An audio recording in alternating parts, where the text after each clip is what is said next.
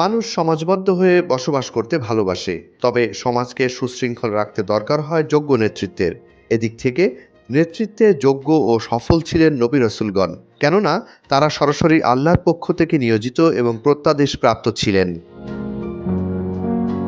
জীবনে সফল ব্যক্তি নেতৃত্বের আসনে অধিষ্ঠিত হবেন, এটাই স্বাভাবিক। তাই সফল নেতৃত্বের জন্য প্রয়োজন বিশ্বাস, সৎকর্ম, কল্যাণকামিতা ও সহিষ্ণুতা। কোরআন কারিমে রয়েছে সময়ের শপথ, নিশ্চয়ই মানুষ ক্ষতির মধ্যে রয়েছে, তবে তারা নয় যারা বিশ্বাস করে, সৎকর্ম করে, একে অন্যকে সত্যের উপদেশ দেয় এবং ধৈর্য ধারণের পরামর্শ দেয়। সূরা আল আসর আয়াত 1-3।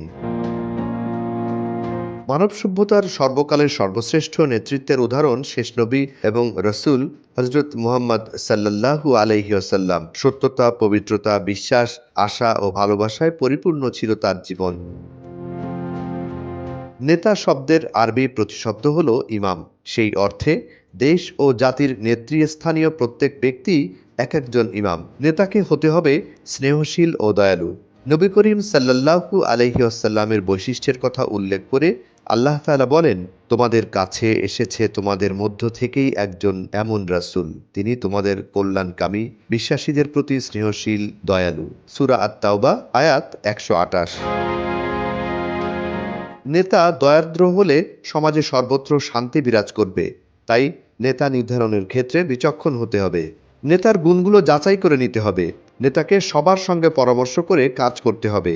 আবু হুরায়রা রাদিয়াল্লাহু তাআলা আনহু বলেন, রাসূলুল্লাহ সাল্লাল্লাহু আলাইহি ওয়াসাল্লাম অপেক্ষা অধিক নিজের সঙ্গীদের সঙ্গে পরামর্শ করতে আমি কাউকে দেখিনি। তিরমিজি শরীফ হাদিস 1714। রাসূল আকরাম সাল্লাল্লাহু আলাইহি ওয়াসাল্লাম বলেন, আমার উম্মতের মধ্যে যে ব্যক্তি পরামর্শ করে সে সোজা পথের উপর থাকে, আর যে ব্যক্তি পরামর্শ করে না সে চিন্তাযুক্ত থাকে। আল বাইহাকি খণ্ড 6 পৃষ্ঠা 76। সৎ কাজের আদেশ ও অসৎ কাজের নিষেধ করা যোগ্য নেতৃত্বের প্রধান দায়িত্ব। হযরত জারির ইবনে আব্দুল্লাহ রাদিয়াল্লাহু তাআলা আনহু বর্ণনা করেন, রাসূলুল্লাহ সাল্লাল্লাহু আলাইহি ওয়াসাল্লাম বলেন, যদি কোনো কওম বা জামাতের মধ্যে কোনো ব্যক্তি কোনো গুনাহের কাজে লিপ্ত হন এবং শক্তি থাকা সত্ত্বেও তাকে বাধা না দেন, তাহলে মৃত্যুর আগে দুনিয়াতেই তাদের উপর আল্লাহর আযাব এসে যাবে। আল্লাহ তাআলা মুসলিম উম্মার ন্যায়পরায়ণ শাসকদের কবুল করুন।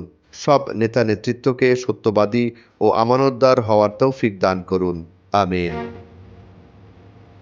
জুনায়েদ আলী সাকি, খবর সংযোগ।